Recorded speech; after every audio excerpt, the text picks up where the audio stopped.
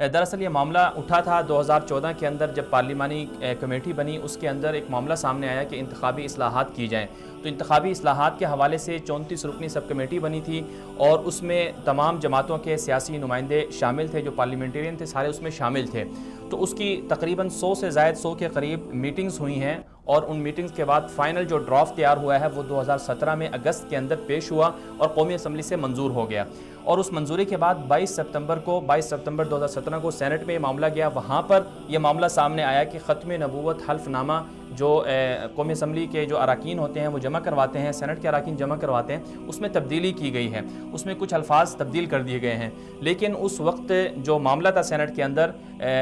تقریباً 47 کے قریب سینیٹرز موجود تھے۔ جب وہاں پر ووٹنگ ہوئی کہ جو تبدیلی ہوئی ہے ختم نبوت حلف نامے میں اس کو واپس لیا جائے اور بحال کر دیا جائے ختم نبوت حلف نامے کو جیسا کہ وہ پہلے تھا، لیکن اس وقت جو مخالفت میں ووٹ پڑے وہ تقریباً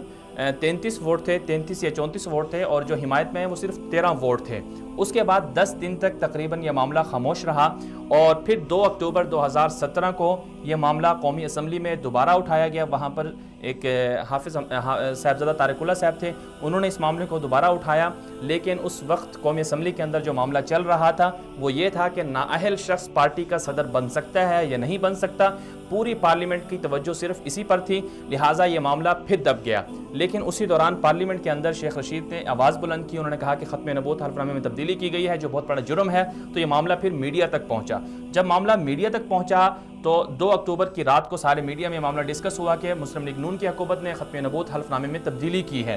پھر اس کے بعد پورے ملک سے آوازیں بلند ہونا شروع ہو گئیں کہ ختم نبوت حلف نامے کے ساتھ جو تبدیلی کی گئی ہے اس کو واپس لیا جائے۔ چنانچہ اگلے دن شروع میں جو حکومت تھی اس وقت کی مسلم لیگ نون کی حکومت تھی، انہوں نے کہا کہ کوئی غلطی نہیں ہوئی ہے، ختم نبوت حلف نامے میں کوئی تبدیلی نہیں ہوئی ہے، حتیٰ کہ جو اس وقت کے وفاقی وزیر قانون تھے زید حامد، انہوں نے خود اقرار کیا کہ اس میں کوئی تبدیلی نہیں ہوئی۔ لیکن جب زور زیادہ بڑھا تو جو اسپیکر قومی اسمبلی تھے انہوں نے اجلاس بلایا پارلیمانی رہنماؤں کا، اور پھر 4 اکتوبر کو اس اجلاس میں فیصلہ کیا گیا کہ جو ختم نبوت حلف نامے میں تبدیلی تھی اس کو واپس لیا جائے۔ اور اس وقت اسی اجلاس میں یہ فیصلہ انہوں نے کیا، ایاز صادق کی جو سربراہی میں جو وہ میٹنگ ہو رہی تھی اس میں انہوں نے فیصلہ کیا کہ واقعی یہ غلطی ہوئی ہے۔ انہوں نے کہا کہ یہ کلیریکل مسٹیک تھی، ٹائپنگ کی غلطی تھی۔ خیر 5 اکتوبر 2017 کو ختم نبوت حلف نامہ میں جو تبدیلی ہوئی تھی، اور اس کے بعد جو 7B اور 7C کا معاملہ تھا وہ بھی انہوں نے 5 اکتوبر کے قومی اسمبلی کے اجلاس میں اٹھایا اور اس کو منظور کر لیا۔ جس طرح پہلے تھا ختم نبوت کا حلف نامہ ویسے کا ویسا دوبارہ منظور کر لیا گیا۔ اس کے بعد معاملہ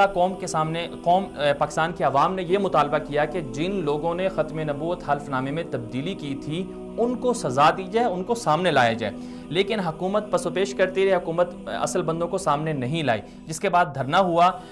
دو ملک بھر میں دھرنے ہوئے۔ اسلام آباد کے اندر تحریک لبیک کی طرف سے جو اشرف جلالی صاحب ہیں پہلے انہوں نے دھرنا دیا، اور پھر اس کے بعد فیض آباد دھرنا دوسرا ہوا، تحریک لبیک کے جو رضوی صاحب تھے ان کا دھرنا ہوا، اور اس میں جو پھر نقصانات ہوئے پوری قوم نے وہ دیکھے، تاریخ کے اندر وہ موجود ہے، ریکارڈ کا حصہ ہیں۔ خیر اس کے بعد ڈیل ہو گئی گورنمنٹ کی اور تحریک لبیک کے حوالے سے۔ انہوں نے کہا کہ ہم اسی دوران جو جو میٹنگ ہوئی اس میں زید حامد جو وفاقی وزیر قانون تھے ان کا استعفیٰ لیا گیا، اور باقی جو پورے جو کردار تھا اس کو سامنے لانے کے لیے کہا گیا کہ راجہ ظفر الحق کی سربراہی میں کمیٹی بنائی گئی ہے اور وہ اصل کرداروں کا تعین کرے گی۔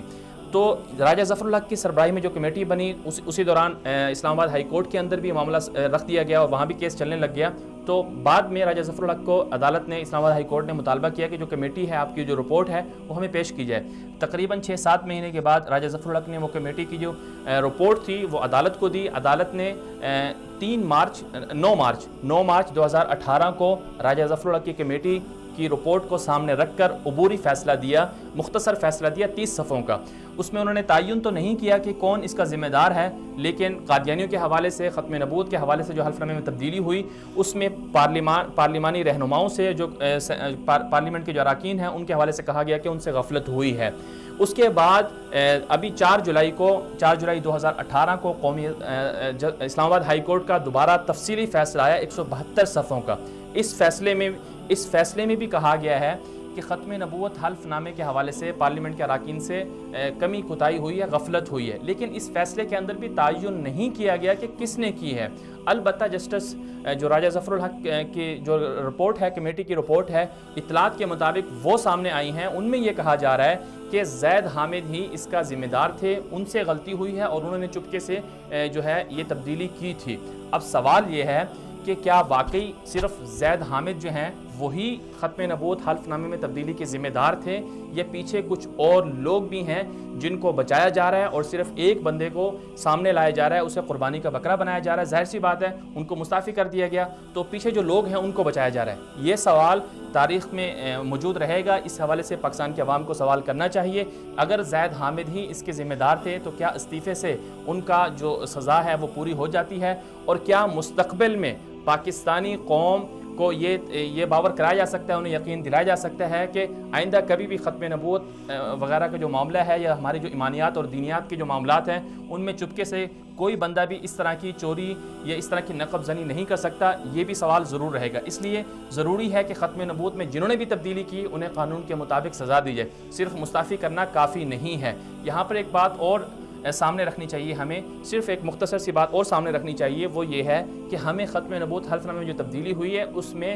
سیاسی اپنے مفادات کو نہیں دیکھنا چاہیے، سیاسی مخالفت نہیں کرنی چاہیے۔ یہ کہنا، کچھ لوگ یہ کہہ رہے ہیں کہ ختم نبوت حلف نامے میں تبدیلی کے ذمہ دار ساری سیاسی جماعتیں ہیں اور اجتماعی غلطی ہے، یہ بات بالکل غلط ہے۔ اگر اجتماعی غلطی کیسے ہو سکتی ہے؟ کیونکہ اجتماعی غلطی میں جو لوگ شامل تھے، اجتماع تھا پورا، سب کمیٹی کا اور اراکین اسمبلی تھے، وہ سب یہ کہہ رہے ہیں کہ ہمارے سامنے کبھی یہ معاملہ ڈسکس ہی نہیں ہوا۔ تو جب وہ خود اقرار کر رہے ہیں تو انہیں بھی چاہیے کہ جب ان پر الزام لگ رہا ہے اجتماعی غلطی کے حوالے سے کہ وہ بھی شامل تھے، تو انہیں چاہیے کہ آ کر رد کریں۔ اس لیے اصل جو مجرم ہیں ان کو سامنے لانا چاہیے اور انہیں قانون کے مطابق سزا دینی چاہیے۔